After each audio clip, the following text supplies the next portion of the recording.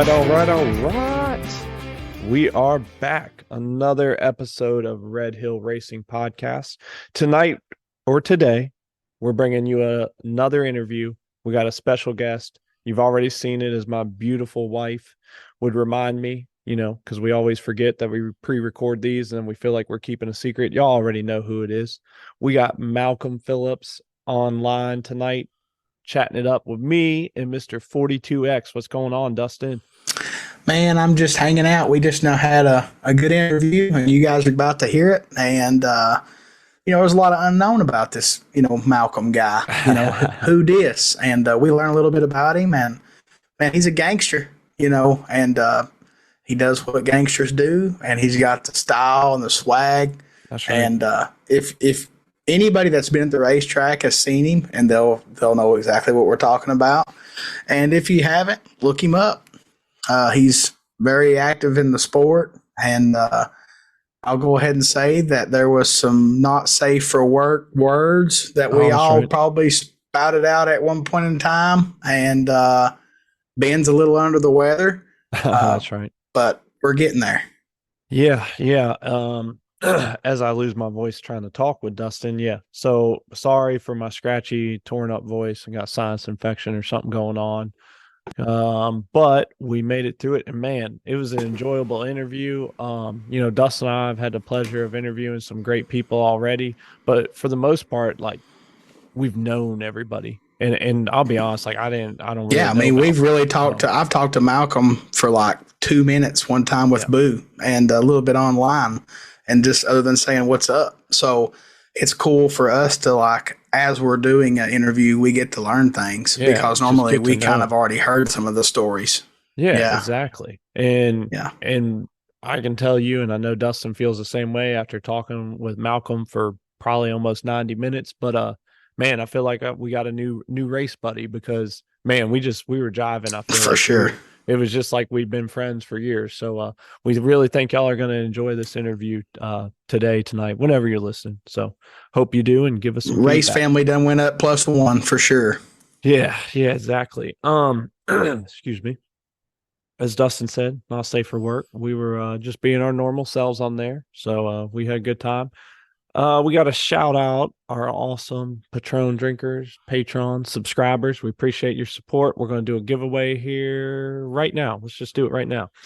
While I'm trying to get my voice together. Dustin will verify that we're not cheating. Got the wheel of names. We are giving away a $50 MPS Racing gift certificate. Dustin, can you see it? She's spinning. Yes, sir. She's rolling around in circles.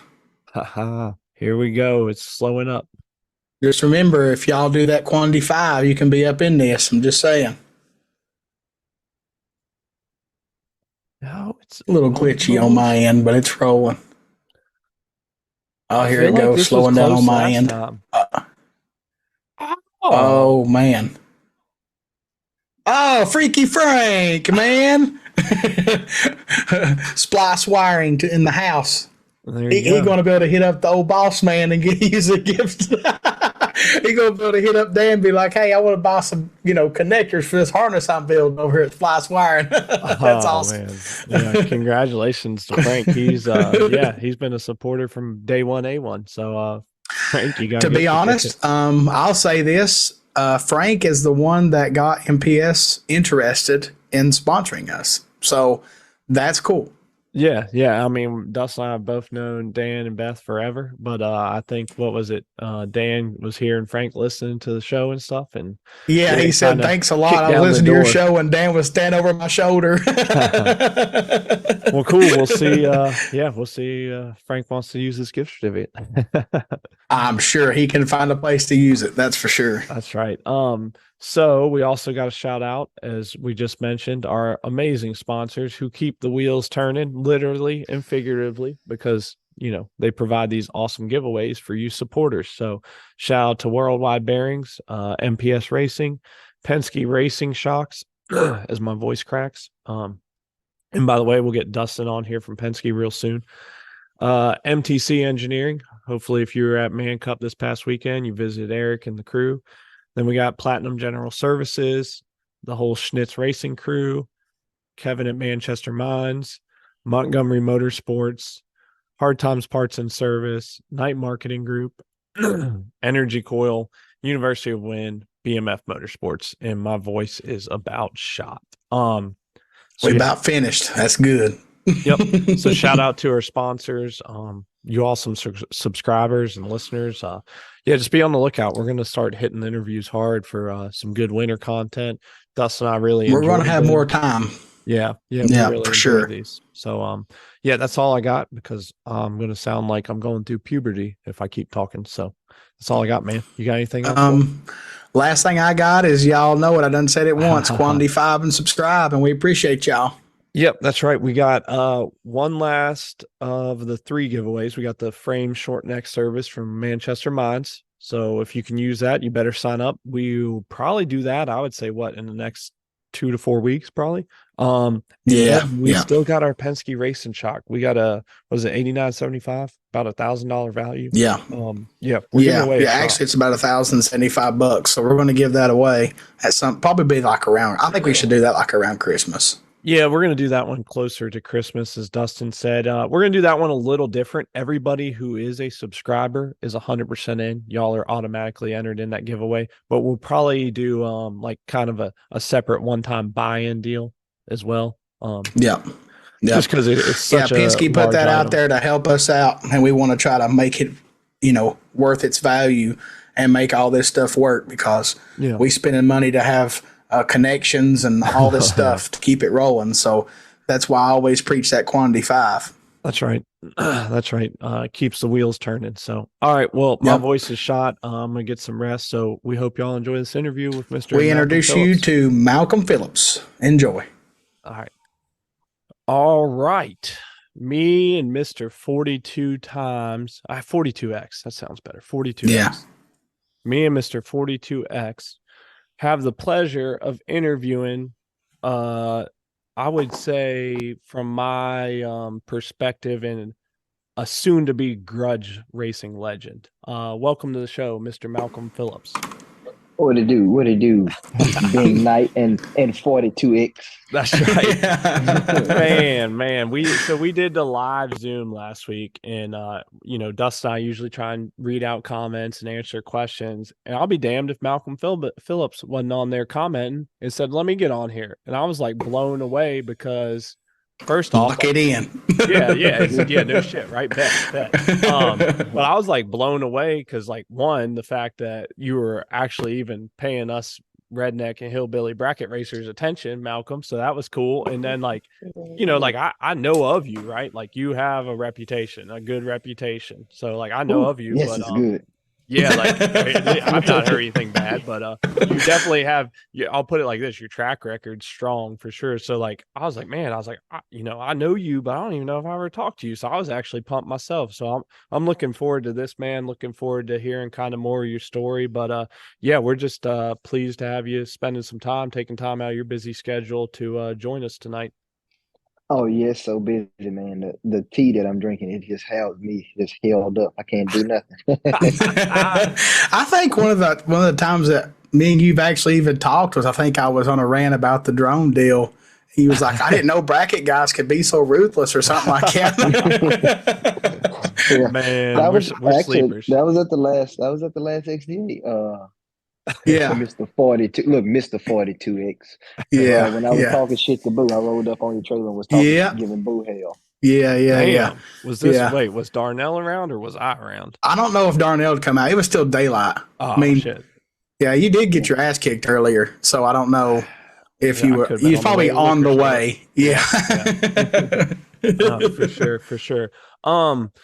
Well, I think the best place to start, Malcolm, and like I said, this is twofold.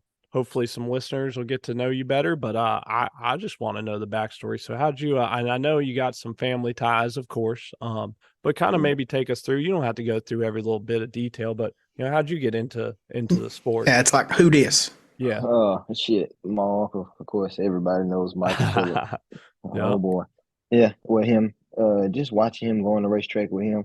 He was grudge racing and street racing and just doing everything. And I just was like, man, I think I want to do that. And then I had started wanting to deal with cars because my daddy drove cars. And then I'm like, Okay. nah, I don't want to do cars. And then I just gravitated more towards my uncle, and boom, it happened. So your dad raced cars though? Yeah, he raced cars. Yeah, That's crazy. I That's mean, funny. realistically, man, like it's like it's going to happen. If you're around it, it's going to happen. Yeah. Like there's no way yeah, of running from it. exactly. And it's on both. Like it's just there. Like if I'm with my dad, I'm gonna be in cars. If I'm with him, I'm gonna be on bikes. And Yeah, I it's just like more or less bred into preferred the you. You know what bikes. I mean? Yeah. And I preferred the bikes. I got a little 80 or something. First day, my daddy showed me how to come off the clutch Uh-huh. and how to shift it, and it was downhill from there. My first ride on the dirt bike was into a chain link fence. So, Okay, all right, okay. So my first time I had a little 50. Yeah, yeah. my first time around the bend on it, I went up a tree. I was like, "Yep, well, Oh, Bro, I'm I gonna hit dust a tree myself before off." that. Like I scraped a tree and then hit the fence. So it must be Oh, that's where the damn. talent comes from is hitting them hey, trees. that's what it is. Yeah, Yeah, y'all yeah. y'all have that on me for sure. And I was on four wheelers for the most part. Dude, that's cool Chicken. because I mean Dustin knows, of course, but yeah, I know, right? Chicken, exactly. But yeah, I grew up at the drag strip with my dad racing cars too, and kind of gravitated through a different means and method. But yeah, that's cool to kind of have a similar backstory. So yeah, your uncle got you into the bike racing. So when did you first start drag racing bikes then? Like how old were you? Uh, I was 16. Oh yeah. Yeah, I was 16. I started early. Yeah. Yeah, I mean, as soon as you could, right? I mean, 16's when a lot of places will allow you to race. You know what I race. mean? So, Yeah. And down here, the thing about it, I could have started before then, but Marker just never felt I was ready. He was like, "Nah, he yeah. ain't ready yet. Nah, he ain't ready yet. Nah, he ain't ready yet." And then one day Yeah. he was like, "You got your well, not him, a guy named Barry. If you look at my suit, I have on my chest of my suits, it's got three B's across it, and that's like Bikes by Barry." And he was Oh, like, okay. he he came and told Mark, he said, "You know what? The hell with that. He going down the track. They don't care what you say." And Mark said, "You know what? Let him go." And that's where it started at. And Here I've just we been go. rolling ever since. It's been downhill from Yeah. there. Yeah. Yeah. It's, Man, it's, it's a good place to go, though, man. We have the motorcycle community is great people. Oh yeah. yeah, for sure. And I mean, like, sometimes it's good to have somebody like looking over your shoulder though, and kind of like not holding you back because that's not the right word, but like making sure you're ready, And it Looking out sounds for your Yeah. like best that's what your interest uncle so was you doing. don't go out Yeah. and yeah, looking out for your best interest not to go out there and hurt yourself. But at the time, I was young. He holding me back. You don't want me to race. Of Yep. course you're young, you don't understand, and I didn't understand at the time. But the older I got, the more I seen. I'm like, yeah, I see why not. Because I look at kids that go to the track and they just get thrown out there, and I be like, ooh, boy, they Yeah. shouldn't have did Yeah. that. Oh yeah, no, I agree with that 100%. Like I've always been of the, opinion, and like I said, it's my opinion, but like start out, where you need to be, start out slow and just work your way up. I've seen, well, we've all seen it. Like you said, we've seen people that, have no business on being a bike that or car that goes whatever fast because they just don't have any experience. So, yeah, that's important in your I, progression. I think I still remember how fast I went. I think my first pass I went 10:44. Okay. I think that's what I went. Wow. I think I went like 10:44 on my first pass down the racetrack. I mean, that's probably realistically about what my first bike run like 670s in the eighth, Uh-huh. and it was a bar bike. So that's probably about a low 10-second quarter mile. So kind of the same situation, really. Yeah, and then all hell broke loose from there. After that, I was hot. When I say I was hot lapping, I was bang, Oh bang, yeah. bang. Yeah, I was like, I'm getting my $20 worth because at the time I was Kind of I like was the Boo Brown 16. story. He was wearing clutches out at the Yeah. racetrack every Yeah, weekend. Yeah, for man, sure. yeah, it was fun. I like sometimes I'd be like, I want to go back and just do that all over again and see like Oh man. Isn't that the then best? Just to like have like a day where you don't have an agenda and you just try stuff and have fun. Yeah. have fun. Like, don't do nothing. Just go there and just make a million laps. And it'd be like, Yeah. man, I don't do this a lot. I know Dustin Lee do. I watch him every time I see him. He going through. I'm like, God damn, he got Man, that's because I got to get practice because I suck so much. Got to get up there and get them laps, get all the bad ones out of the way. You know what I mean? yeah, Yeah, get them out yeah. your system. I wish we could do that with with the bikes I ride, but hell, they on a limited time schedule anyway. Yeah, Right. yeah, they got a Yeah. lifespan for Yeah, sure. yeah. That's why I keep that. Now, one of my bikes, it's a 1596. Now that's not big, really, compared to some of the stuff that you ride, but for a bracket bike, that's a big motor. Like Yeah. it really does take a beating, and I'm just every race I'm like, this thing's gonna explode at some point, but it ain't yet. Knock on wood, one more to go. Yep. Yep. Yeah. Malcolm, have you ever bracket raced? I don't know this. So this year, I did 460, and like 460. That's too fast. 560. Okay. Okay. And here's the thing about it: on the same bike that I started racing on, I still ride it till the day. And Oh, that's what I Nice. that's rode cool, in man. 560. Yeah, I Yeah, rode that's in cool. What 560 at the what is beginning of it the now? year. What bike is it? It's a bike called breast cancer bike. It's just a 99, I know, a '06 Busa. Oh, Yeah. okay. Yeah, Heck yeah. I went to the finals. I was out there. I was running them to the stripe, looking over there at them and bumping out there and say, "Got you." Are I you love it. serious? This is the first Oh time you yeah, ever did any bracket index racing was this year? that the first time I'm doing 560. Yeah. Oh wow. And win well, I mean, hey, if you know how to win, then you know how to win. Like you gonna find a way, right? Oh yeah. I mean, look, this is what I said, man. It's racing. I mean, I did like street ET and stuff back in the Uh-huh. day, like when I first started, but I sucked. Okay, Oh my God, I yeah. sucked. But like later on, like I'm like, oh man, yeah, I can do this. I Well, it's mean, because you understand it more. You know what I mean? more, Like when yeah. you're new, you don't really understand the timing system and how everything works. And then when you learn Mhm. it, you're like, oh, hold my beer. You know what I mean? I got this. Yeah. Look, when I first started, I was WFO every pass. I ain't Yeah. know nothing about letting out. I just wanted to Yeah. pass him up and win. Yeah. Yeah. Yeah. No, that's cool for sure. That's cool that you just started doing a little bit of it. That's fun. But hey, I mean, it's a pro tree, so you're used to Yeah. hitting those. So Yeah, no doubt. I mean, just basically just cross first, but make it close. You know what I mean? Cut a good light and stay as close as you can in front of them, and then you're good to go most yeah. of the time. Yeah. But I got beat in the finals, dude, in 003. And I Oh went shit. 27. I That went ain't bad. 27. No, Listen, that's listen, I get him to the stripe, I check over, and he's like right there. So I chop it and hit the back brake. I go 560 flat, like with the O, and I lost. I'm like, what the fuck? oh Oh man. goodness. But when you got the ticket though, you're like, oh man, that's it. But Like, you still made a good lap. Like oh yeah, that, the O2 light and 560 will go a long way unless you just get paired up with the wrong guy. Yeah. You know what I mean? Like that's a good place to be. I would almost pay to just guarantee to have an O2 anything ever pass and just take my risk. But we can't get that kind of deal, or I'd take it. that's normally where I'm always at. Even on the grudge bikes a little bit, I try to stay around from anywhere from a 30 to a 20. Teams and Well, stuff is cool, but I try to stay 30 to 20. Yeah. I in the try to stay grudge in that world, that's ballpark. that's a damn good place to be because some of Yeah, those fellers, they don't no, even focus on that part of the deal. no, You know, no, they don't. Yeah, you can pick up a lot there. Do you care if we date you? Like how old are Oh, you now? I'm 30. Yeah, 30. made Okay. 30 in August. All right. Heck yeah.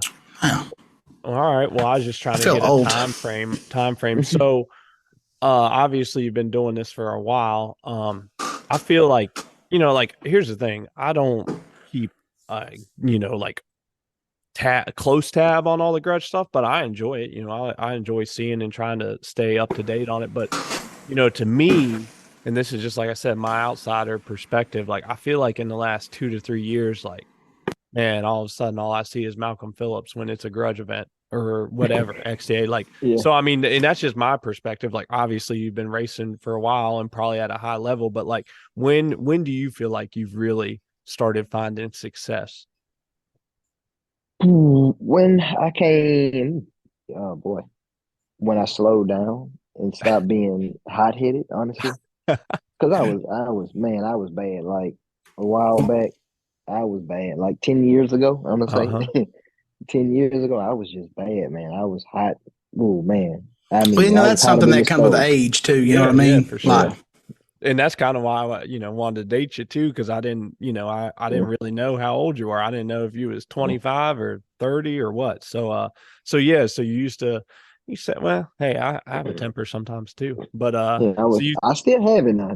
I still have it, but I try to control it a little bit better than what I used to. I'm about to say, Before I because we would get wouldn't a fly know, off. man, because at the racetrack, you just chill most of the time. Like, unless Yeah, Boo Brown around, like we said earlier, yeah, I forget you're Boo. usually pretty chill other than that. Now, Boo gets you fired up, or you'll be getting Boo fired up one, which is Yeah, hilarious. yes, indeed. And Boo, my guy, man. I Yeah. love talking. Boo gonna talk crazy just as well as I am because God, from my such a good uncle and person. oh my God, you need to hear him and my uncle. That'd be the oh my funniest in the goodness. world.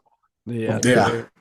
that motherfucker cracks me up, that's He's for told sure. me stories of, I think, John and your uncle betting like on whatever at Oh, races. Yeah, anything that they can flipping think about. bottles and shit. Like they're just Pit, whatever, you know. Pitching quarters to the line. Whoever the closest to the line wins. Like just anything that they can, any game that they can think about playing, they gonna play it. But the perk of that is it makes outstanding memories that will never go Yes, away. You know what I mean? So yeah, that's yeah, cool. That's what it's all about, really. You know.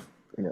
So you feel like you started to make a mark when you kind of, reached a maturity level where you were able to probably, just kind of handle all these high pressure situations a lot better. Does that sound about So, right? so I never just being honest. Like when it came Yeah. to racing, I never really felt the pressure of, oh man, I got to go up here and do this. Oh, I'm nervous about it. I just go up there and like just all these days I've been racing with my uncle. So he Uh-huh. always told me the same thing. Like, man, every pass is just another pass. It don't matter who on side you. You focus on your side of the tree, and then you Right. go up there and you do your job. Right. And that's just I always kept it in my mind. It's like, don't let the pressure of the moment get to you and let you mess up. Just do So the him being job. a mentor was definitely a blessing. You know what I mean? So Like he so he helped you he, so much. here it was. He was never really like there every pass, but he'll wait. He'll wait till you see me. Let's just say, for instance, he'll see me for Thanksgiving and be like, well, this race you did this when you was doing this. And it was, it's just one of them things. Like I seen you did this, but he never was like the one to be over my back just saying, hey, look, you messed up here, you need to do this. Or Yeah. sometimes he will if I do something really bad. Yeah. He'll get me right then. And then, of course, me being hot headed, I'm like, I don't know what you're talking about. I ain't do that. But then I look back like, damn, I did do that. you know? Well, a critique like that is good for us. Like me and Ben and all of our boys, like we give each other shit all the time, and Oh it's yeah. not like really like brutal. It's just we do it to like push us to be better. So him doing that to you, just like letting you know, like, hey man, you could have done this or you did that wrong, is really great. Really, it sucks the time because you gotta like, yeah, you right, but realistically, it makes you a better racer, hell, and a person as a whole. You know what I mean? And Yeah. even now, like when I go around to pro style, like, well, I only been to 4 events. I want to say 4 or 5 events. And, like last weekend or weekend before last, I was doing both. I was at the grudge race at KOG and I was at the NHRA race in Ennis. So I was like double duty in it.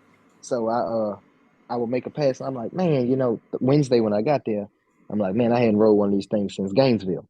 And I was like, Yeah. man, I might be a little rusty. I turned the clutch loose the first pass, and I was like, okay, I still got it. I ain't that bad. And Yeah. then that's it. I mean, I go in the first qualifying. I'm like, I'm ready, just because I had 3 laps under my belt, just getting myself back in tune with the bike. Yeah. And Right. boom, I go out there. First pass, I do great. I had to leave and go do the off the trailer deal. I lost in the finals of that. But I won stock seat. So then Saturday I come back. I said, you know what? I'm gonna ride. I'm gonna ride right today. I'm gonna try to stay square and do my thing. And man, I just cannot get this left arm. I cannot get it to get in. For some odd reason, that left arm gonna stick out every pass. And I tell him, I said, man, I gotta figure out how to. I was telling him. He was like, so what you think you did? I said, man, I cannot get this left arm in, man. I said, I got everything else straight, but I said, man, me and this left arm, we just having a time going down the racetrack. He said, he said, I don't know what's up with the left arm. I said, I don't know neither. I said, because on the grudge bikes, I don't do it. I said, but Right. over here, I do it. I said, I don't understand it, but it's just another thing. But It's then I probably looked looking at for a scramble button. well, listen, on those things, it gotta find the shifter button every time the light flashes. Yeah, So maybe that's why. You know what I mean? Like I think so. That's yeah, what I think it you're is. keeping your The way arm I have out to my keep hand. your wrist turned right to get a hold of the button. Maybe you need to adjust something to get your where you can feel more comfortable when it's down or something. Yeah. But the thing about it is I'm comfortable like that. So in the fourth qualifying session, I said, man, I said, I'm gonna focus on getting my arm in. And I Yeah. got my arm in, and man, I mean, it was a straight pass. I'm like, whoa! I'm like, I actually got it in. I was tucked perfect. I mean, I hit Hmm. the shift light every run, and I went fast as I wanted to go. And like I told everybody leading up into the event, I said, I don't have a high expectation. My only expectation is to go faster. Hmm. Then I just want to be my career best on a pro stock bike. I said, Uh, I've been 694. The fastest I've been was a 94. And last qualifying session, I went a 92. Oh, I was that's happy with awesome. that. So look, yeah. I was on the look, y'all see how Kelly was down there screaming and hollering. I was the same way. They just didn't have a camera on me. You know? Damn, they missed out. That'd have been awesome. Yeah, I was happy. You know, later down the field, like, okay, it's just a 92. Yeah, just a 92 for y'all, but it's like the Super Bowl for me. Yeah, yeah. Well, I mean, that's, goals like that is what keep us going. Oh Like, yeah. even if it's not a big goal, if you just set one and then reach it, and your goal personally is just every time you get on the bike to do better, right? So, That's my goal. realistically, Do better. that's not, I mean, that's a hard goal, but it's also just creeping up to it. Almost like when you're tuning the bike, you don't just throw it all at it at once. You try to ease into it. And, man, focusing on your riding and try to get your body square and everything tucked in realistically is what you should be doing because you never know. I call it the gauge Herrera thing. Somebody might see that shit and go, "Oh, I want this guy to ride." You know what I mean? And then here you go.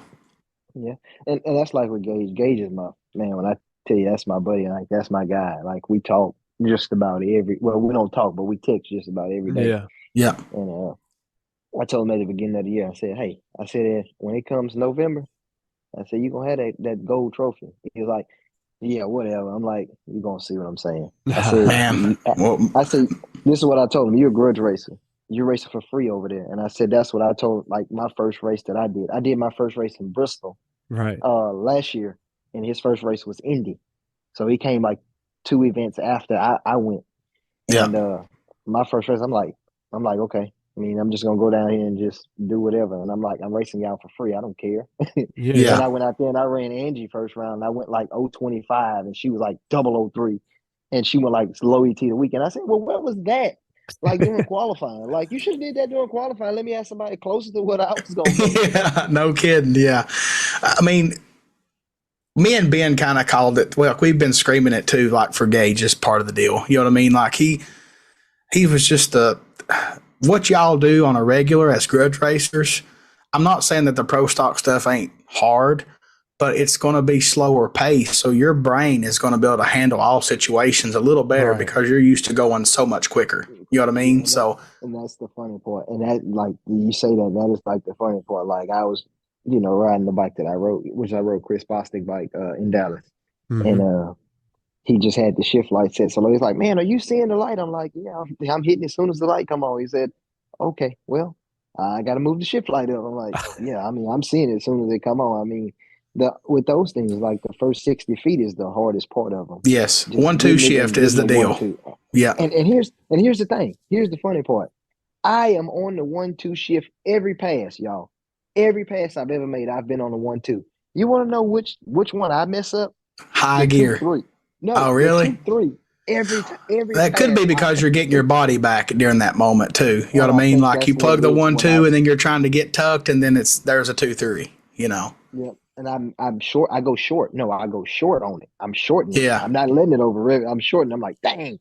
So Are when I you do Yeah. it, when I slide back, I'm hitting a button. At the time as I'm sliding back, I'm hitting Yeah. a button. I'm like, It's okay. almost oh, like a natural instinct, like go, go, go, and you just smash the button hoping it would like go faster. You know what I mean? So so when I went to 92, it's funny.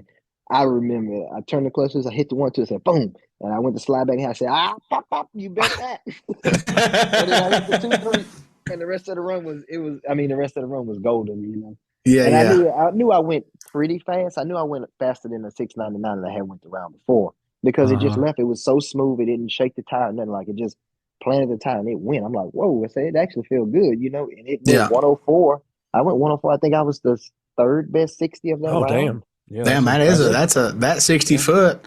I mean, with more horsepower, could be top contender right there. You know what I mean? I didn't have nothing from high gear. Well, from like 1,000 feet on. Yeah, it was dead. It Yeah. didn't have anything there. I mean, like I said, it went a 92 at 191, so that should show you that it was just a little down on power. Yeah, When yeah. it goes, it It's should be quick, at not least fast. 95. Yeah, Right. it should at least been 95, 96 for sure. Yeah, yeah.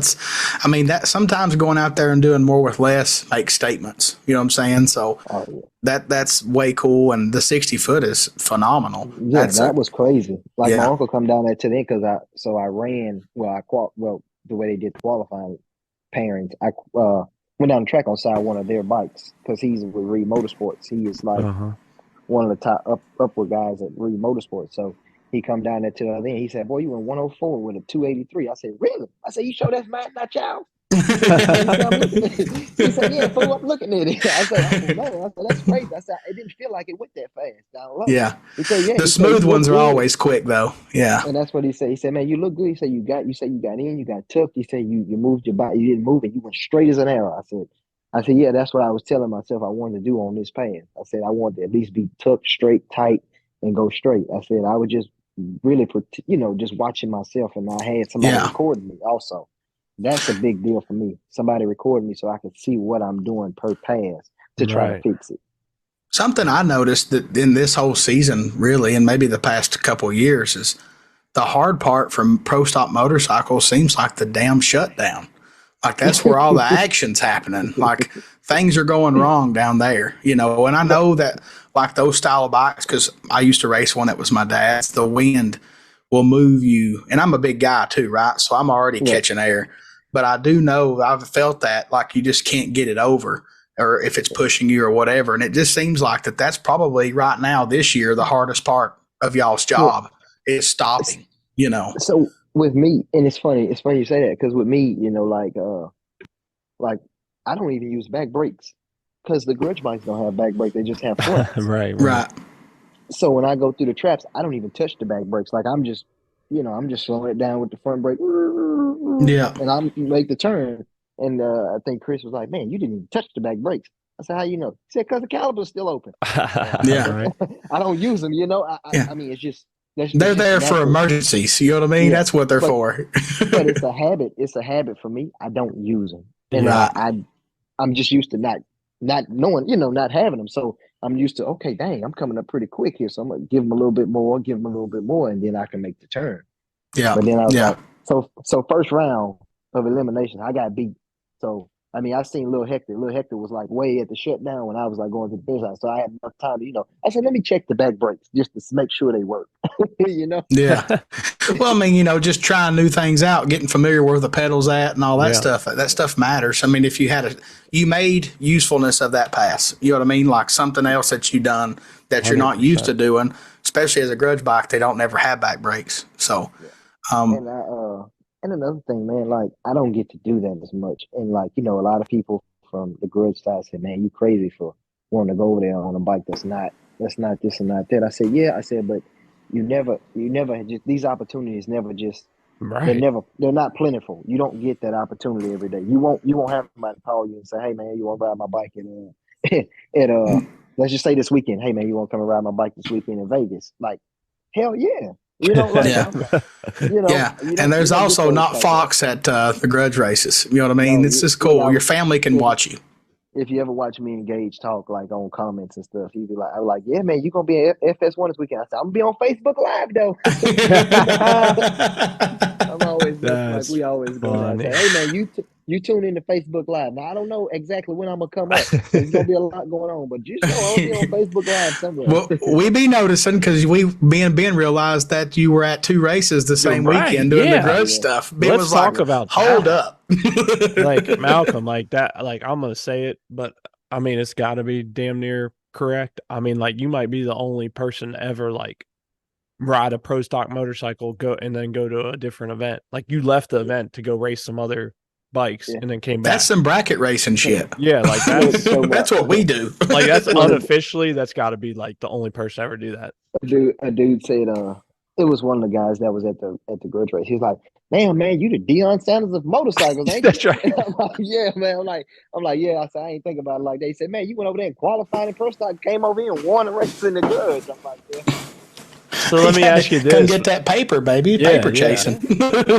So was that the plan the whole time, or were you going the grudge race first and then I the was pro stock, strictly or? so here's the thing. I was strictly doing grudge that weekend. I had no ride. I was gonna go over there and hang out with everybody in the pro stock deal. And then that Saturday, the Saturday before the deadline to because with NHRA you have a deadline to Right. enter. And it was like actually the Sunday afternoon. Well, Saturday I got the call. He asked me did I want to do it. I said, "Oh, I'll think about it. Just give me the brown lunchtime. I'll think about it and I'll get back with you." And I said, "Man, I text Gage and I said, what you think?" He said, "Man, do it." He said, you don't get those opportunities a lot for somebody to just get you to come out there." He said, "If people see you out there, then they can talk about you." He said, "So Right. just think about that."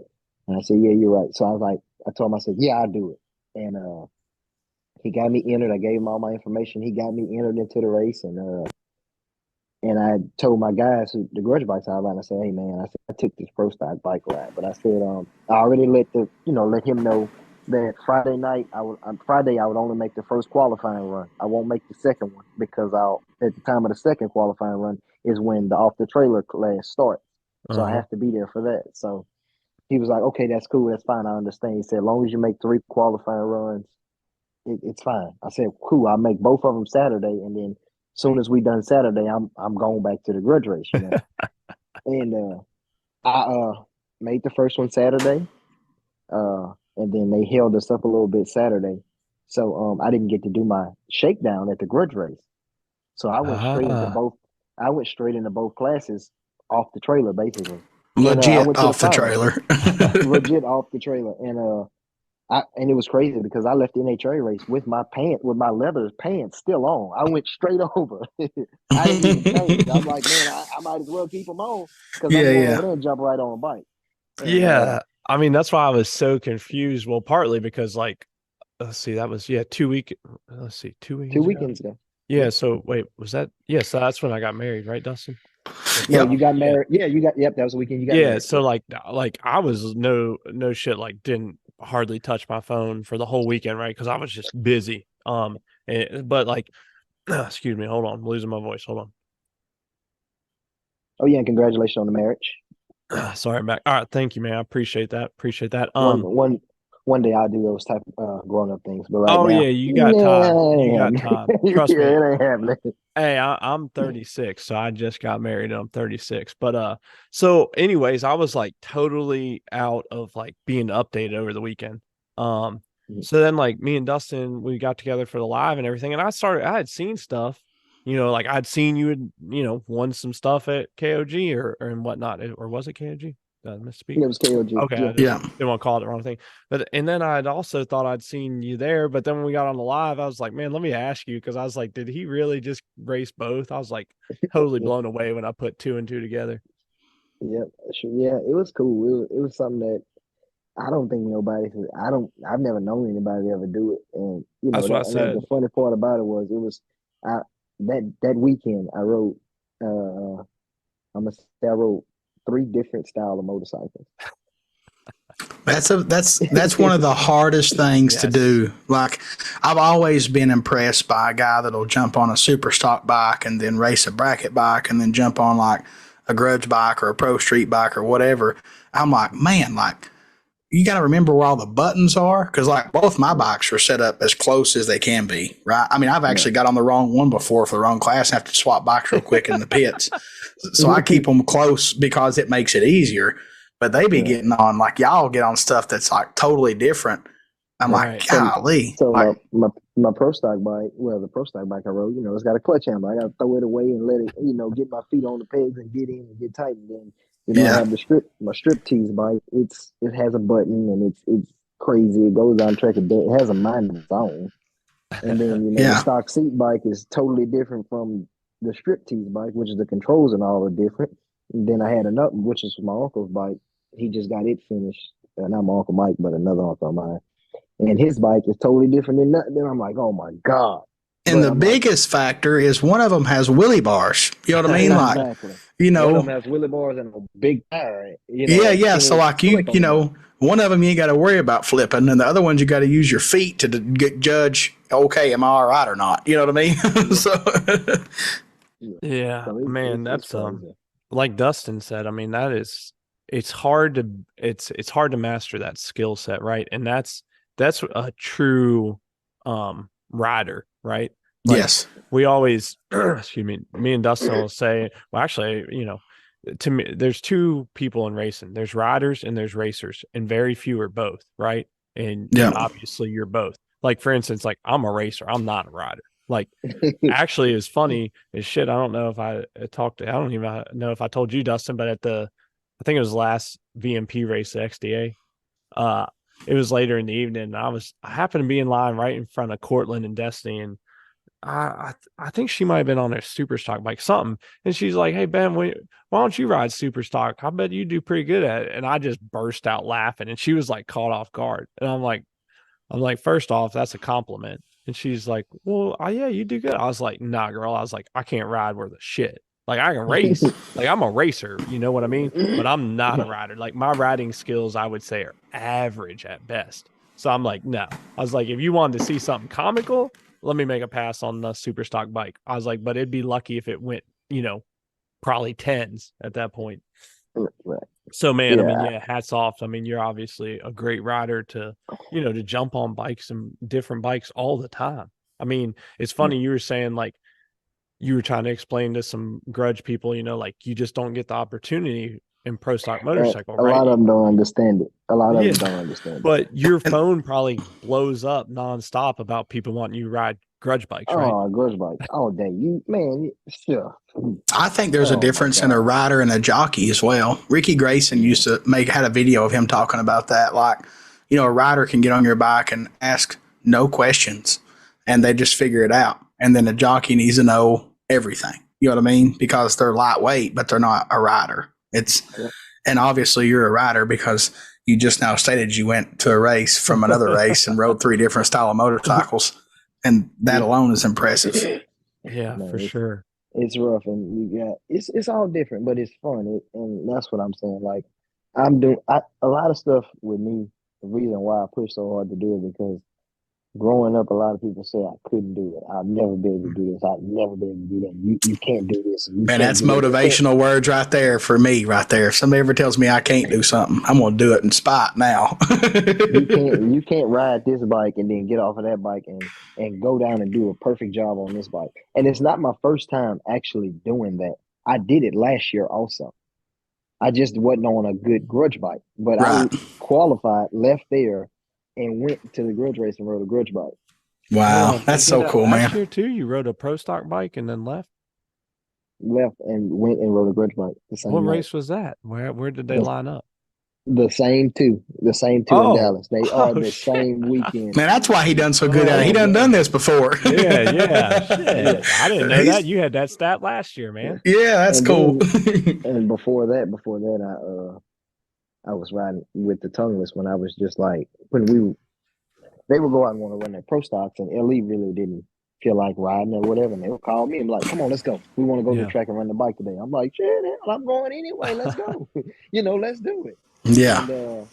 And I would go over there and I'd be riding a grudge bike, and then I'll make a pass on it. It's like, damn, like this dude just rode a grudge bike, and then turn around and got on this bike. He got to shift and do everything. Yeah, Wow. And that's awesome. I remember, that's one thing that pro stock don't have, and I'm surprised that they haven't adapted to it or succumbed to it by now is auto shift. Like that's just one thing that you know, they've they never feel like had and never will.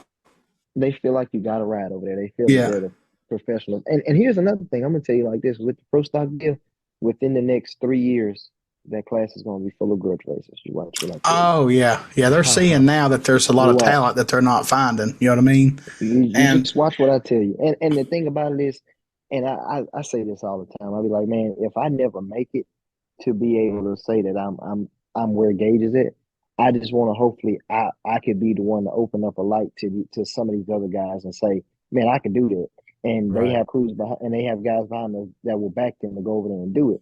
And if I can, and I started a trend or whatever, and you have a lot more people that come from here going over there and doing it and being successful with it. I mean, I'll be happy. I feel like that I helped start that or whatever the case may Yeah, be. Right. yeah. I mean, people need to real. I do that with myself. Like as a bracket racer, I always feel like that I'm just a damn hillbilly from Tennessee. And when I pull up beside somebody, I still think I'm the same thing, even though I've had a lot of success. So, in your view, you're just basically, showing that this is possible for any of us. You know what I mean? Yeah, you just got to And put your mind to it. yeah, if you want it bad enough, you'll make it happen. But have to be smart about it, of course. But I mean, that's you. Actually, all of yous are showing that to the world. And I've this All year, of the youngins. yins. So this year, there's been so much more. Actually, a little bit last year, of course, too. So the past 2 years has been a lot more attention to pro stock motorcycle, just Exactly. because Right. so many people know the riders that's in the field now. You know what I mean? You got Gage, you got Richard. Richard makes a pretty decent appearance. I think Richard was having electrical gremlins in Yeah, Dallas. yeah. And I think once they get those figured out, he's gonna be okay. And then you got Marcus Hilton, who who Chase. raced with Chase. Yeah, exactly. Chase. See, I didn't know Chase was. I knew Chase from the 460 deal. Right. Yeah. Watching him ride 460. Yeah, Um, Joey. Joey come from Grudge and Pro Street. Yeah, our small world, like Small, I yeah. call our world kind of small compared to the TV stuff, which realistically there's more of us than there is them. But, Exactly. it's just because people know them, right? They say, well, I watched him race at Maryland. You know what I mean? Yeah. And then it just gets their interest. And that's, to be honest, that's how the Street Outlaws is so big, because people feel like they know the people because they see them on their TV at home. You know what I mean? And then they go to the racetrack that they're at and see them in person. And talk to them. Right, and get their signature and buy shirts and handshake or whatever. And that's the way it should be. And that's why, that TV show is so big and making so much money, is because people can relate to it, and they'll take their whole year and try to hit all the races they can. I mean, there's people that travel to every one of them, and that's a lot of traveling just to go see somebody. You know what I mean? And that's another thing, like the bikes don't get the TV time that I feel that they deserve. But I'm a motorcycle guy, so of course I'm going to feel that Right. way. Right, and they never have, though. It's better now than it used to be. Like when I was younger, I'm like, they would almost fast forward through the bikes, and just run through them real quick. Most of the time they would skip the bikes. Yeah, it was rough. They would do 2 rounds of top fuel and pro stock, and then they'll come pro stock bike in like the second round. Like, what the hell? Now, to put that in perspective for you, at like XDA, that's how us bracket racers feel to you pros. Like these motherfuckers. They're always taking their time, man, on the track down. Listen, let me tell you something. I guarantee you this year Voodoo Bracket Badge had the most oil downs out of any goddamn class this year. Okay, in our defense, there's probably 200 of us in the bracket bash, and there's like 60 of y'all. So, okay, 2-to-1 odds on that deal. Look. I was messing with Jason. I was like, yeah, and you yell at us about having diapers. Yeah, those Voodoo Bracket bikes is the ones who holding us up. Diapers.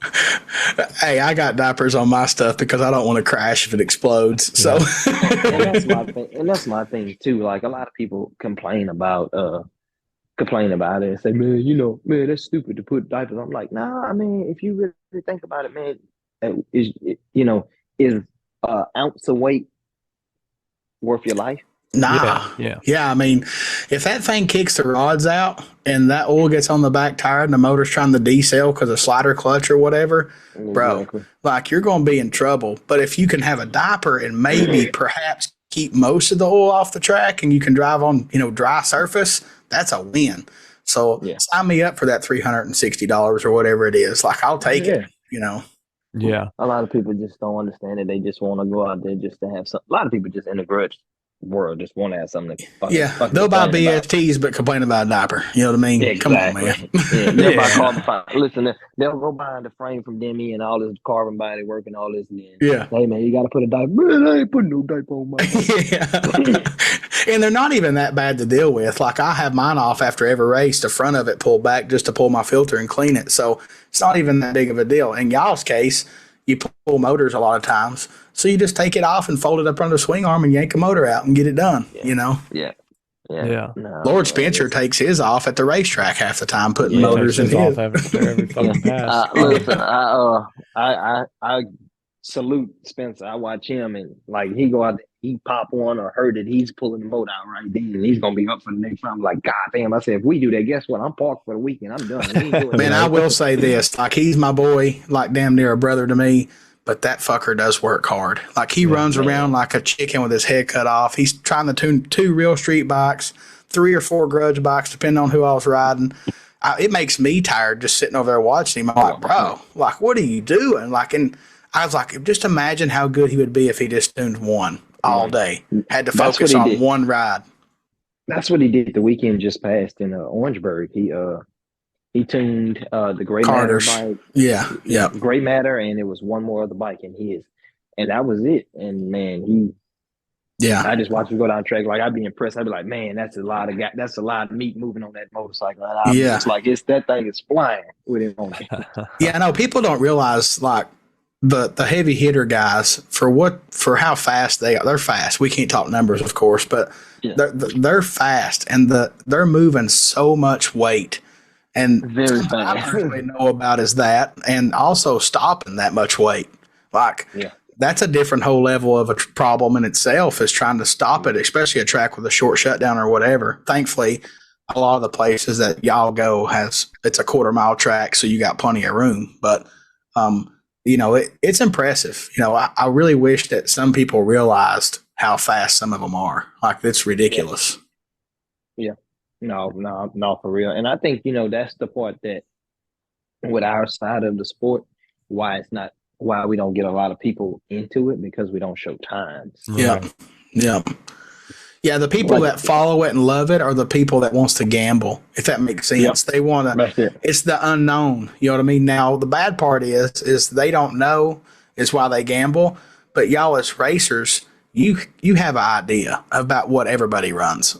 Realistically, everybody does. Like people scream, oh, they're this and that. I'm like, look, man, like, I can give you within a few hundredths of what every one of them does. And just because we are racers and we know numbers, we know what stuff. If somebody posts as a 60-foot and maybe they don't show the whole 330, but I can see half of it, I done got the calculator out. I can about tell you what's up. You know what I mean? Just because I'm familiar with what the bikes do, Correct. And that's like me. If I see a bike, and a lot of times they'll show like the 8th mile an hour, I'm like, oh, you went this. You went blank. Yeah. Yeah, you can usually gauge it. I mean, there's, a bike can be, fast and not quick. And just like you said in your pro stock bike, like you went a 692 with low mile an hour, it's just quick. It front halves, it's got all of it up early, and then that's all she's got.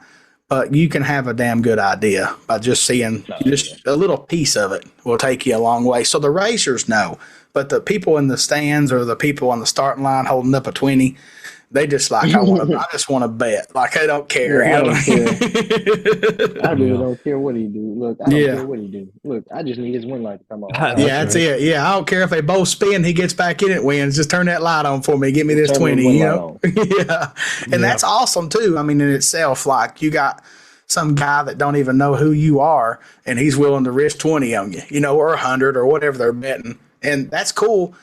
But I do think that if it ever got televised and you could see numbers and see what's up, man, I think people would love it. Like there's a lot to be loved. We just got to get it out there where people can see it. Yep. Well, that's the biggest thing. And I want to circle back on what Dustin, y'all, kind of got this whole thing kicked off on, because I'm with Dustin. I honestly haven't paid attention to pro stock motorcycle for the last 3 or 4 years until this year.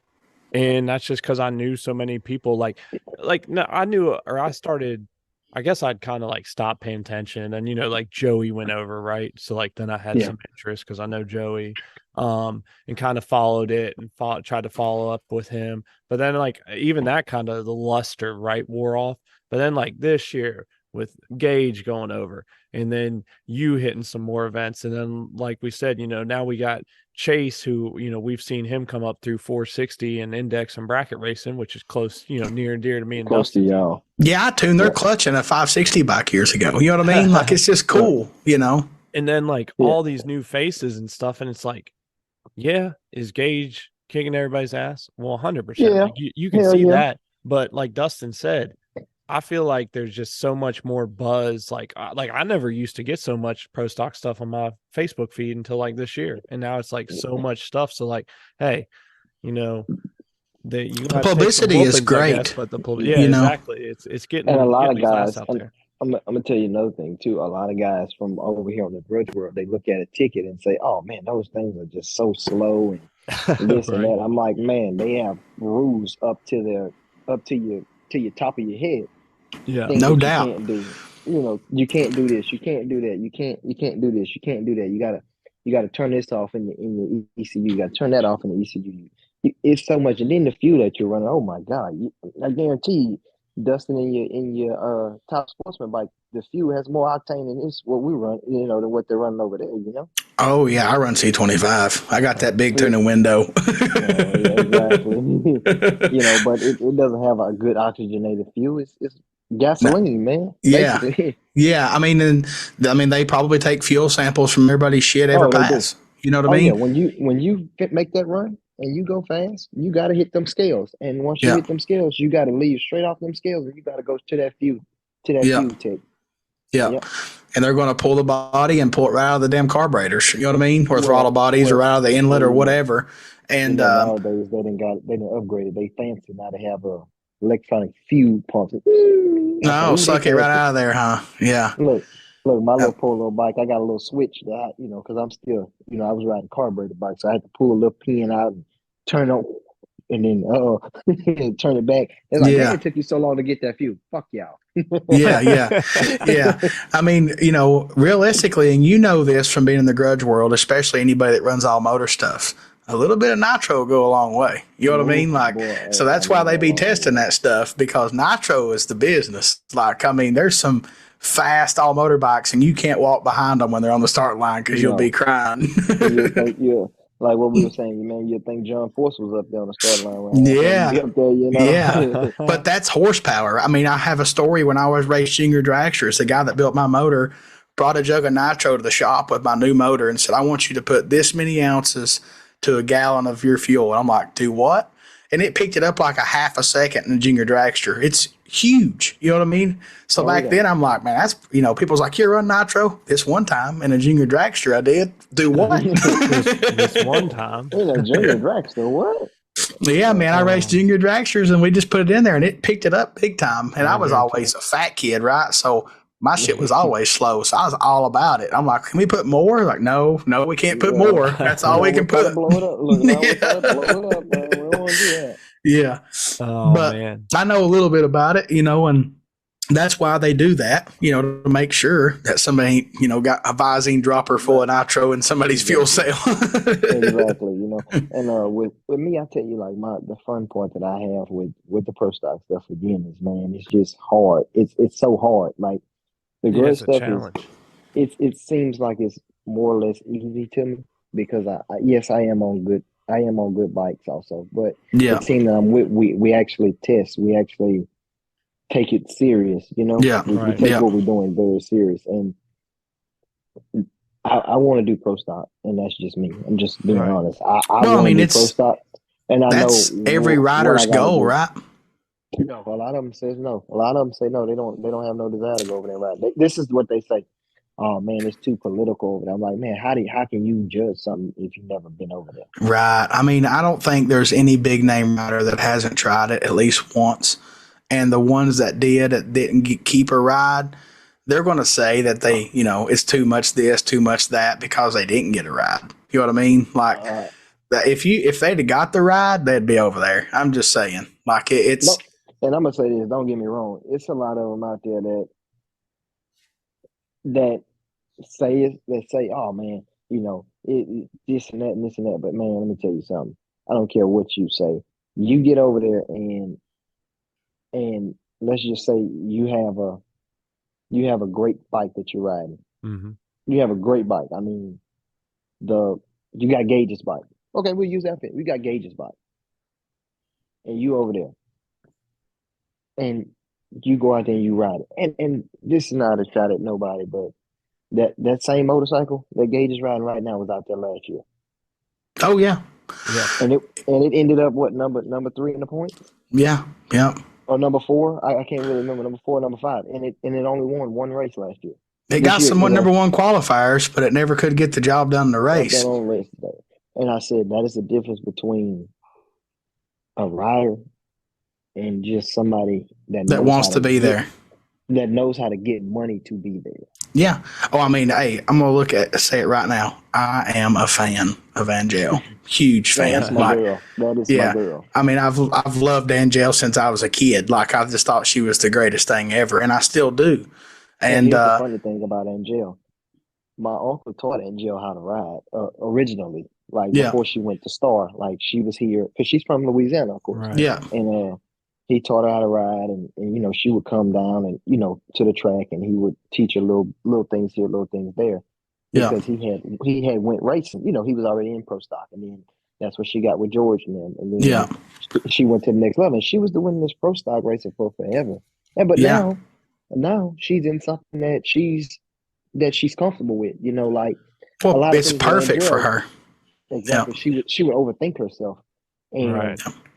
now she don't have to do that, because now she don't have to worry about, oh my God, I got to get in front of the wind, or I got to do this and do that. Yeah. The bike, if the bike get out ahead of me, how can I, will I be able to bring it back, or things of that Right. nature, because she's so small. That's what Now I was with getting that ready to car- say. The weight of her moving a pro stock bike around is a lot harder than a man doing it. Yeah. You know what I mean? Yeah. And now she just got to worry about keeping that, dragster off the walls or Yeah, whatever. And she did great. She went to the semis. She beat Mike Hoffman. She beat the number one qualifier. Did first she round. beat Tony? And she beat Tony Stewart second round. Yeah, I mean Tony's won some stuff. You know what I mean? Oh, I think shit. that's Exactly. cool. Wait, I missed that too. So wait, Angela already raced? Damn, Yeah. I thought she was just She did testing. her first race in Dallas. Yeah, She did her Mission first race in Food is Dallas. right there with her and Oh, my everything, man. goodness. It's cool. Wow. Yeah. Yeah. That's what happens. You get married and you miss a whole bunch of shit. Yeah. Yeah. You're not paying attention to the pretty females, Ben. Oh man. Yeah, right. Yeah, no, but she did great, man. She drove the car, like I said. Her first race, and she went to the semis, and she beat some big players. She beat Mike Coughlin, and Yeah, that's cool, man. Yeah, I was excited for her. But She is good for the sport. Yes. Like, because everybody, well, it comes back to people feel like they know her. You know what I mean? Like, we've seen her for years, and she's been relevant for so long. And then she had a little hiatus and then come back with Vance and Hines or whatever. But there's so many people, the old school people, and then the younger generation, because we watched her as kids, relate. So when she comes up and then you put Mission Foods, it just like every time I go to the grocery store and I see Mission Foods, I think of Angel and Vance and Hines every time. Exactly. You know what I mean? Exactly.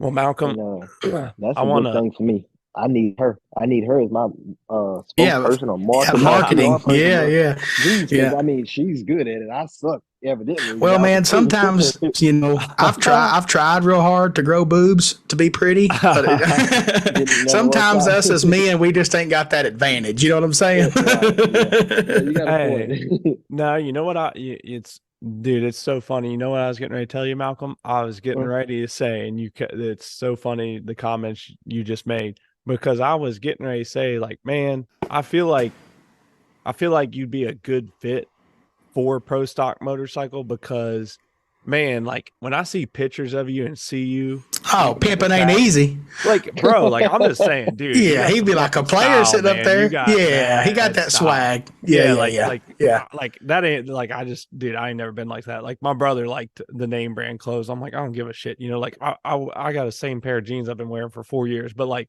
dude, you got style. You're always happy and smiling every time I see you in photos. Like, dude, they need people. He's promotable as shit. Yeah, you know what I mean? Like that's what you're getting at. And I mean, for sure, like you'll be.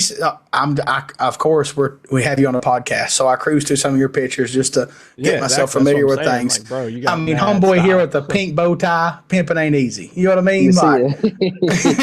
Yeah, look, and we all love Yeah. Gage, right? But like Gage is like me, and I'm sorry, bro, but like you and I, we just get dressed right. Like, nah, look, like not Malcolm. Gage- Malcolm's got his Gage shit planned jump up and be out. like, yeah, I'm putting this on today, and that's just Yeah, what's I gonna just be on. automatically Yeah. think that, the song, the fly, high, high, high, whatever that song. Every time I'm like, look at him, pimping it easy, man. He's chilling. Listen, I was messing with Gage. I was messing with Gage in Dallas. I said, man, see how your levels y'all just plain. I said, see if I was over there, you see where that red at? That would have to be like some chrome red, and the silver behind the gray would have to be some silver something behind it. Because I mean, this is just too plain here. You know what I'm saying? That's right. And Yeah. he was like, yeah, I know. He said, yeah. I'm like, yeah, I have it pimped out. He was like, yeah. He was like, but you have to win. Just do all that. I'm like, yeah, I know. Damn Gage, got you right at the end. But Yeah, yeah, I for mean, sure. Ben nailed it. Like you are for sure promotable. Like you would be a good face for a company to sponsor, and I 100% think that's possible. Also, this podcast could help that. You never know. I mean, somebody could hear it and be like, and start watching you, and before they know it, be like, well, I'll get him some chrome leathers. We'll set him up.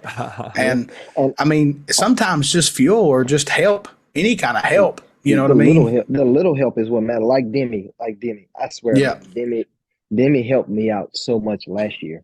I Yeah. mean, with going to pro stock and everything. Like Demi helped me out tremendously. Him and Jason Dunnigan, that's my buddy. That Jason. Oh man, he Man, has them the prettiest. Dunnigans. He has the prettiest hair in the world. Like I call him. I call him Jason Ken Dunnigan. There you Ken go. the Barbie. Yeah, Uh-huh. Ken yeah, the Barbie. yeah. Yeah. I'm like, man, he take his helmet off and his hair is still perfect. I don't understand it. Yeah.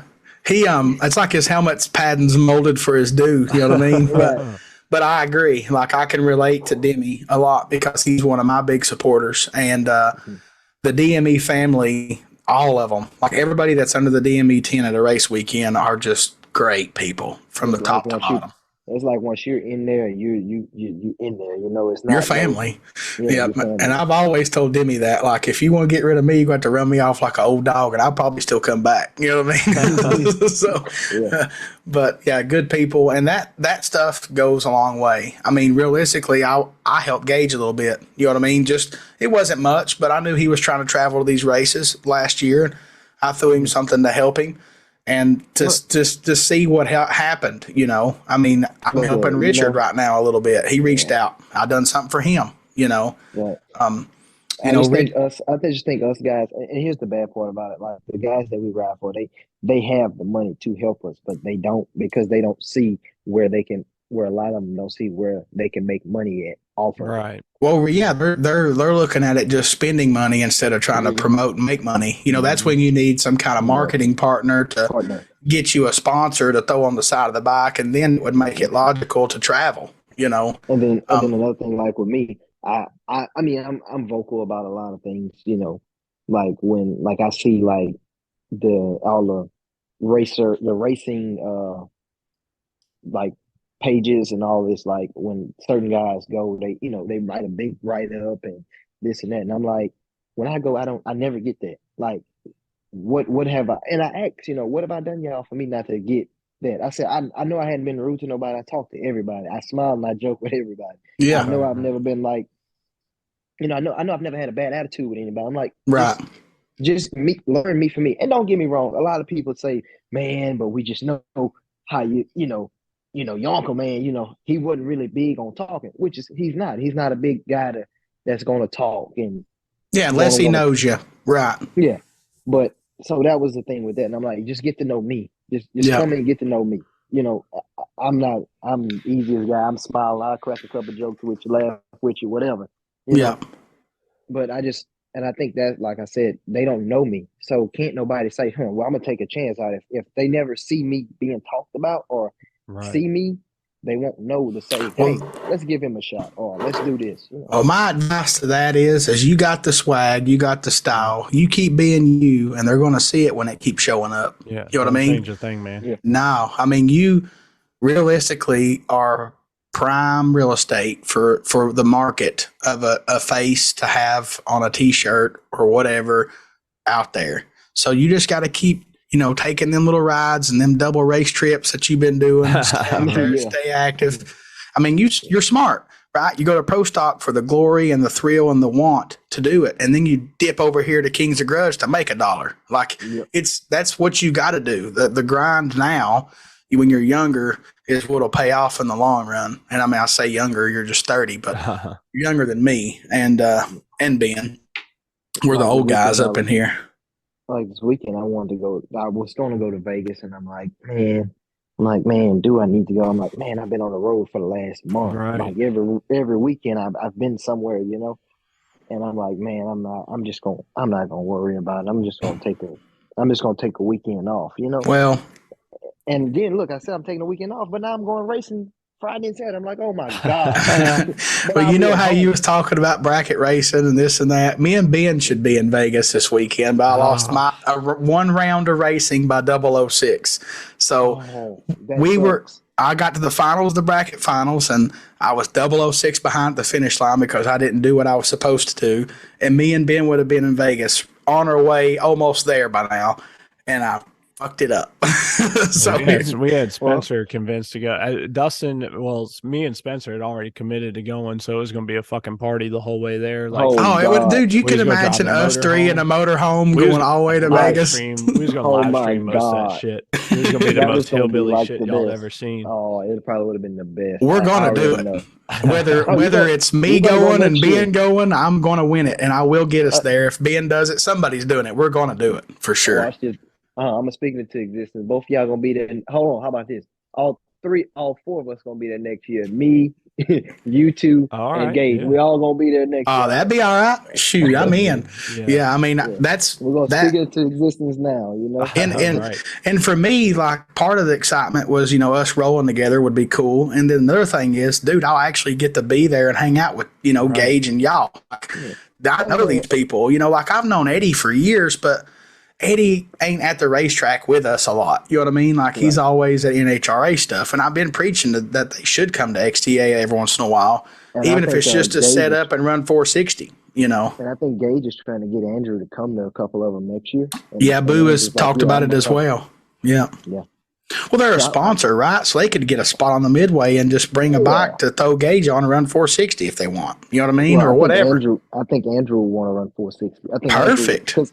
Yeah, I mean, that's something for him. He still wants to ride. He's just for sure. Because he done got big. Man, listen, when you put that needle in your vein, it don't go away. It don't go away.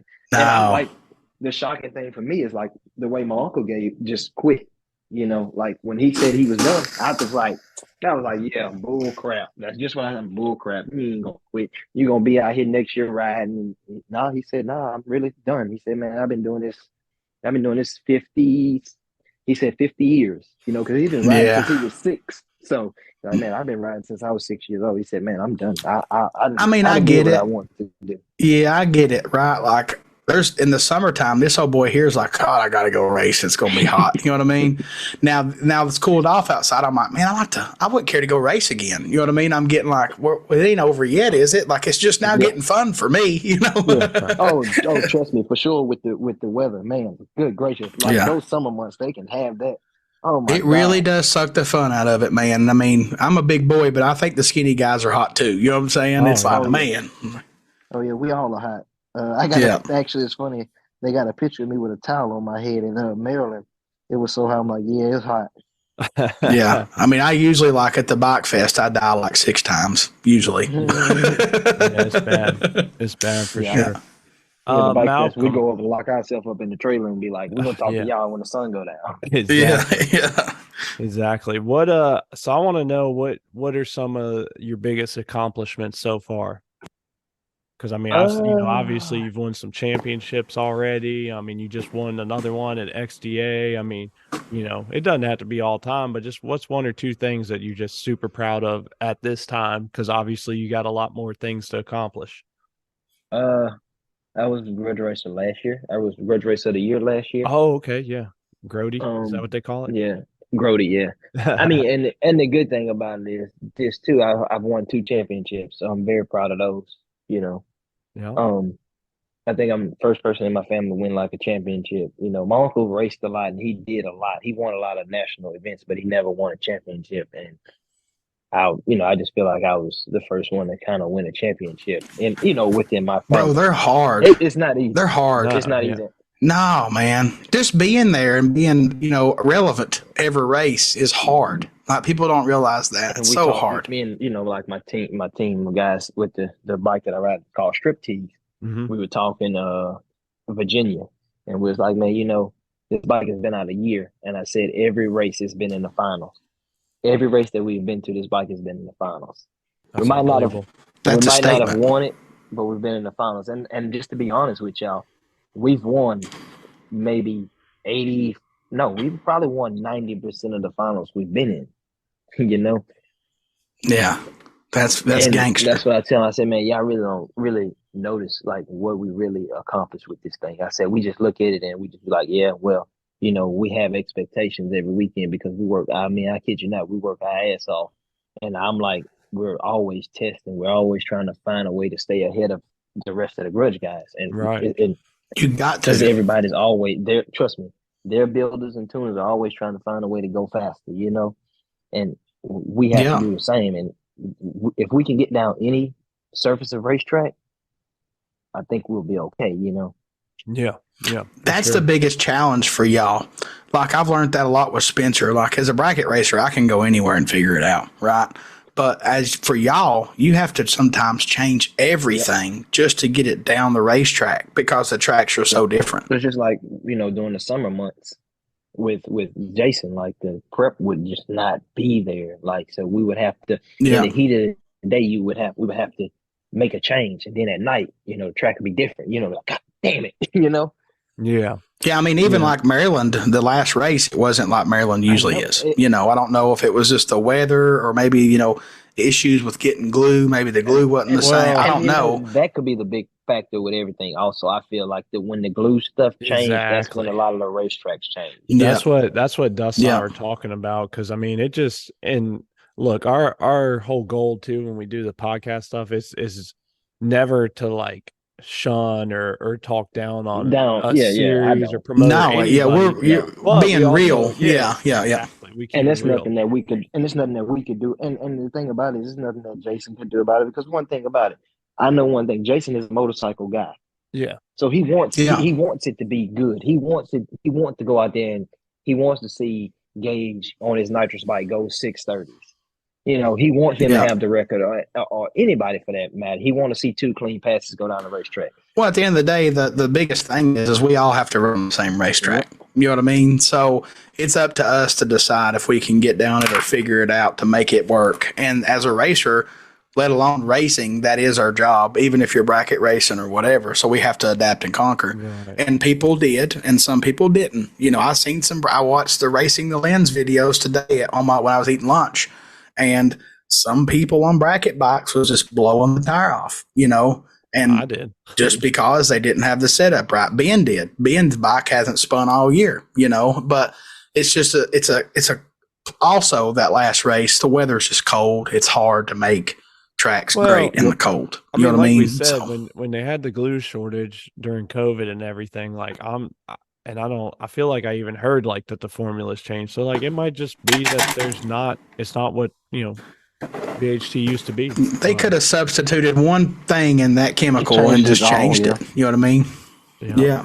Sure. And it could still be in the same barrel, but you're getting a different product and don't even know it. So that could be part of it. But like you said, everybody's got to adapt. All right. Can you answer this question? If you can, I understand. What's the most you've ever won in a grudge race? Or what's the most you've ever raced for? If you're able to speak on that. If not, that's fine. We'll move on. No. Well, grudge race. Man, it's been so many of them. I can't. I don't know, but I know the shootout. The most we've won was 2 years ago. 2 years ago, Darlington. It was a very wealthy payout. I think it was like knocking on a door of 100,000. Wow. Yeah.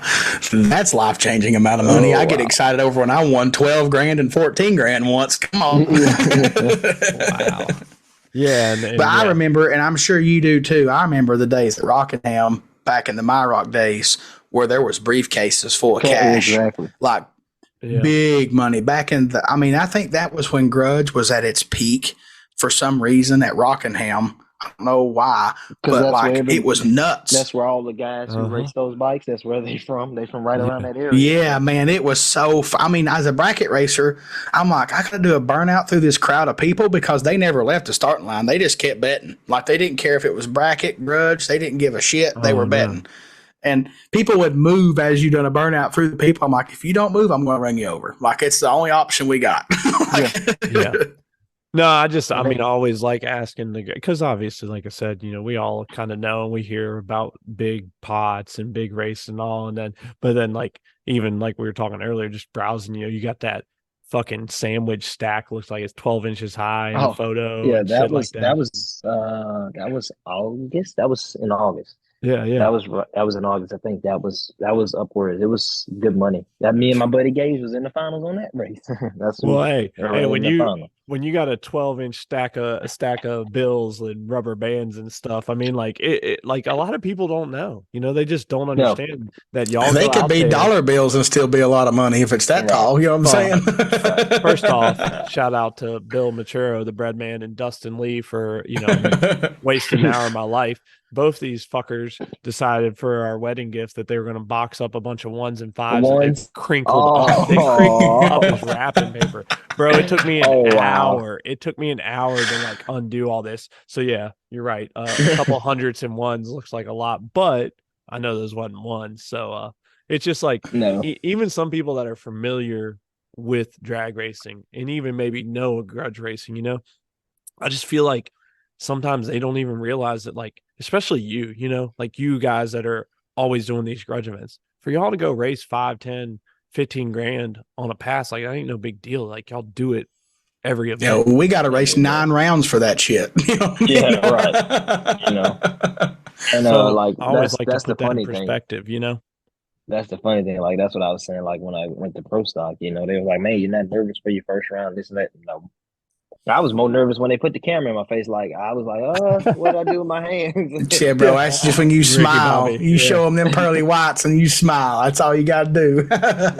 Man, you just got to be yourself. That's like, when me and Dustin started doing the podcast, I was like, man, actually, what was it? I think it was the you was going to do it by yourself or something. Yeah, like I was going to do like the intro by myself. And like the very first time, Malcolm, like, dude, I spent an hour trying to do like a 5-minute intro, and finally I was like, man, screw this shit. I give up. And then me and Dustin get on and like we nail it in the first take. But to me, I was comfortable, right? Because me and him talk damn near every day. Yeah, we just be a couple times a week. So, it was just natural for me to talk. And that's, just like we are right now. We're recording. We're all three just talking to each other. It's like a phone call, so we'll get this all produced up and have it out tomorrow, and hopefully it sounds good. But yeah, I mean, like it's just a comfortability level, right? And you'll get there. Yeah. You'll get used to them cameras.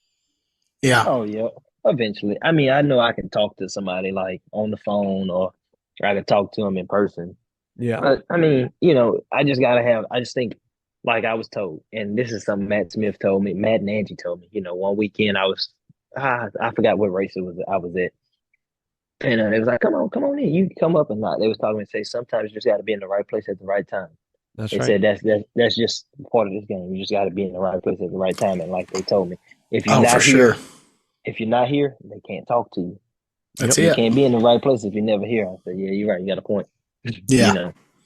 Yeah, the only person that'll find you in the pits if they want to talk to you is Jack Corpella. He'll find you no matter what. Yeah, Jack. Look, Jack is one of the ones who never come and find me. Yeah. I'm not high on his priority list either. I'm like, I'm right. Like I see Psycho Drag, has right up on everybody, and I'm like, hey, I do it too. Yeah. I'll tell you a little trick. Just get you a fine little honeybee standing beside you. He'll find you. Oh yeah. He's got to have a poster for his videos. Thumbnail. Yeah, sure. Yeah, that's it. Yeah. Oh man. Well, we're getting close to a decent show. What else you want to talk about? Anything you want to shout out? Anything upcoming? What do you got left? Because I know y'all race every damn weekend. He doesn't be knowing he's going to be at Grinchmas. Yeah, for sure. Oh yeah. Definitely gonna be there. That's $90,000. I'm gonna be there. But See. that's it. Honestly, that is the next race that we'll be going to, that I'll be Okay. going to.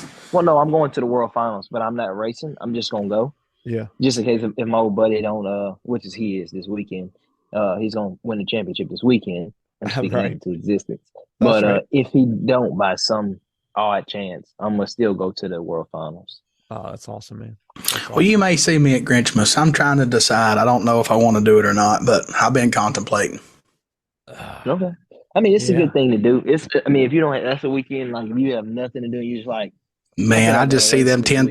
$10,000 payouts in them bracket classes. Okay. It got me interested. Well, I'm just going to be honest with you. I chase that paper too. You know what I mean? I don't blame you. I swear, I don't blame I you. see 3 classes, 10 grand a piece. That's 30 Look, grand. Let me get some of look, that. look, I can hear you now. 10 grand. I know I should be able to win this one and this one, and I can go at least to the finals on this one split. So, I'm going. I'm on the way. You know what I'm Yeah, I saying? mean, I'm going to I have a lovely hey, Christmas. all you got to have is a chip and a chair. You know what I'm saying? Yeah. You got to give it a shot. And I mean, I'm all about that. Plus, that's how I get rid of debts, win races, and win money. Right. Oh man. Oh man. Oh goodness. Yeah, for sure we Okay. feel that one. All right. So we got Grinchmas, and then you're gonna take a brief break. Yeah, very brief, but so as of right now, I'm in the market of trying to buy my own pro stock bike. So if Okay. some magical way I run across a great deal Yeah. during the off season, I'm gonna be just beating the pavement trying to get that thing together so I can at least test. Yep. And if it works out, it works out. If it don't, screw it. Screw it. I'll just try to figure it out later on down the line, try to figure it Yeah. out, but at least I'll have it. Well, just if you get one and you get the plan to go for it, just promote yourself, man. Get out there. Don't be afraid. Hell, I'll help you if I can. I'll help anybody. I'm not like a rich person. I might be able to give you $300 or $400 or $500 or something, but I'll help my friends. Always will. That's because I mean we're all in this together. I want everybody to succeed and get what And they that's want what in I tell a life. lot of people about Steve Johnson. Like, man, Steve have a different response each race because Steve just promoting it. He like, look, man, I know you can't handle the whole season, but what can you do? Right. Yeah. Oh, I could do one race. Yep. And boom, okay, cool, that's fine. That'll take care of one race, and then this race. Hey man, he could have covered some gas and eats or a motel or whatever. You know what I mean? Like that stuff matters. And if anybody has a basic setup, Steve does. You know, I've passed Jock going through my town before with GS 1150s in the bed of the truck, just pounding out the miles. You know what I mean? So I know. I've seen it. I mean, that's what it's about. Like, I think it makes you appreciate it more once you get it like from the bottom. Like, Yeah. Oh yeah. Yep. Well, me and Ben have a school for bracket racers, University of Wynn, and we just now had a sponsorship show for them guys. We had like a Zoom call with them. Yeah. And something that we talked about, I'll say it since we're talking about it with you, is sometimes them small businesses are more likely to help you than a big one. So if you get 5 or 6 small guys, that could be enough to equal one big one. And then you got 5 or 6 companies that you're helping, and they're helping you. It's a full circle deal. You know what I mean? That's a good thing. That's like just one hand feeds the other hand. That's right. Yep. Like me, I have a small little sponsor. Like these people at the last XDA, I had inquired about some sunglasses because I'm always wearing sunglasses. Oh yeah. You look fly. Yeah. And Yeah, that's right. And like I once upon a time, all I wore was Oakleys, and I'm like, man, Oakley not trying to do nothing. Like I tag them, and they don't care. So I'm like, man, let me go try to help out one of these. Let me see if one of these small people will do something, Right. And then I had one pair of sunglasses. They were all chrome. That's what I wore at the last XDA, and they didn't. They was like, oh man, we appreciate you wearing them. We don't have the market for it. Da, da, da. I'm like, okay, cool, understandable. Yeah. So it was another company saw me wear those and wrote me on Instagram, and I'm like, yeah, sure, I'll wear them or whatever. And then they asked me for my PayPal information and my my Instagram stuff and all that, and I gave it to them. Next thing I know, I had money on my PayPal, like $120. But I mean, I didn't have to pay for the glasses, and they're nice. Like, so here's the thing right there. You just now started your own little cool thing that you can do. Every race, new pair of shades, something that pops, your style, of course. Like every race, you're going to have a different kind of shades on. Everybody's going to be like, what kind of shades are you going to wear today? Yep. Like, think about it. You go to NHRA, 3 days, 3 pair of sunglasses. Every day there's going to be a different pair on. It'd be cool shit. People would be following that shit. Be like, man. And then the company gets seen more, and then they want the pair that you had on Friday at Texas, and they buy them. Yep. I'm just telling you, like you got the niche, man. the Yeah. funny part about it is that's what I did in Dallas. I had a gold pair. I had all gold pair on with gold lenses on Friday, and then Saturday I had a pair that matched my suit. Like they matched it directly Yeah. to my suit, and they were purple and gold, and just purple. See what I and mean, gold. man? And like I wore those Saturday, and like they popped. Like everybody's like, "Oh my god, I like them sunglasses." Like, That's your of course, thing. and like, Yeah. oh well, That's this is cool. the name of it. Yeah. See, there you go. You need to hit them up. Be like, look, I'm gonna race these races. Send me some shades. You know what that reminds me of that I've seen recently that y'all probably have too is the whole Deion Sanders and blenders. I just searched it because I wanted to get the number. When Deion Sanders started wearing all those blenders, and then when they came out and gave the whole team a pair, right?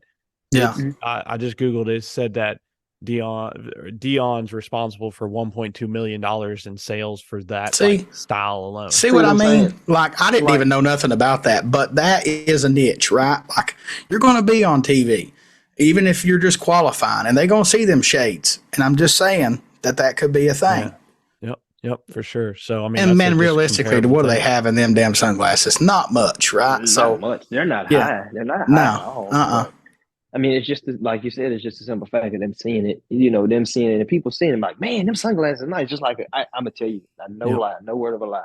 They had a kid come up to me in Dallas at the grudge race at the KOG, and he was like, man, he's like, you always have a nice pair of sunglasses on. He's like, where you get them from? I said, I tell you what. I say, hold on, stay right here. So I went and got the chrome ones, and I said, here, I'm gonna give you these. He's like, how much are you for? I said, don't worry about it, just wear them. Dude, you got a fan for life, though. Yeah, I mean, that's stuff like that, man.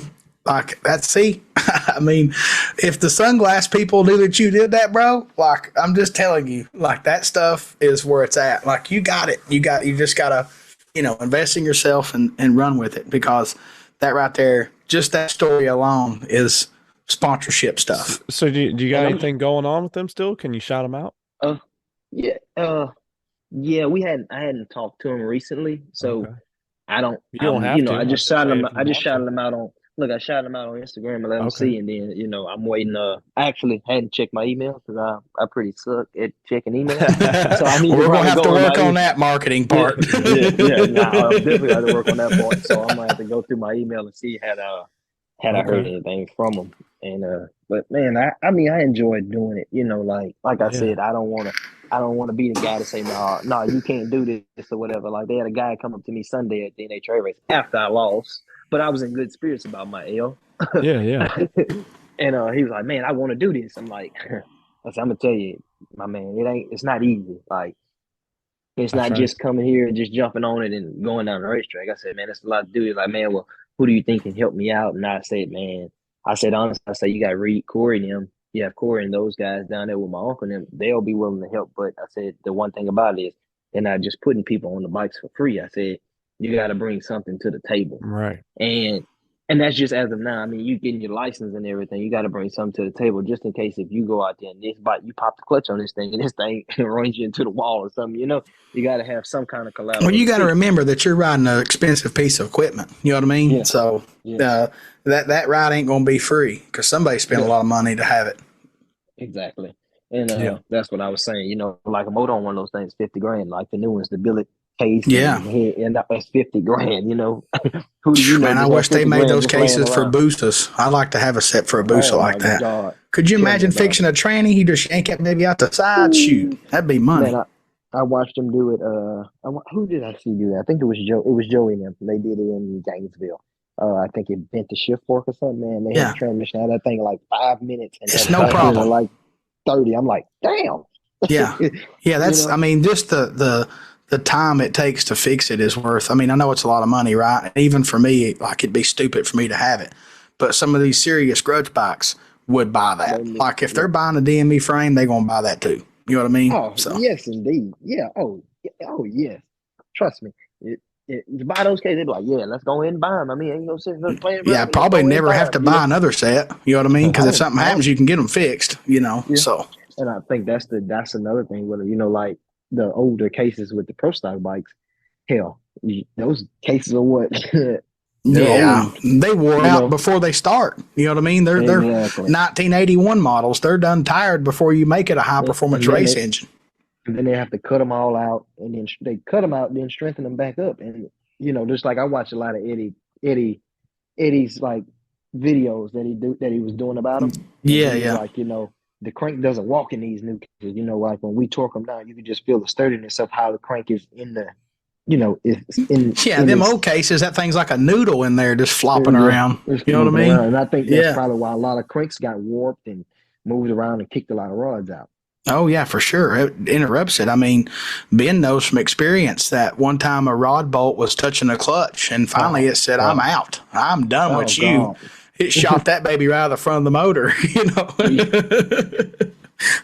Yeah. just can't interrupt the sewing machine. You know what I mean? That's what they are. And if you any kind of interruptions is going to be a imperfection in something suffering for that deal. Yeah, Right. for sure, for sure.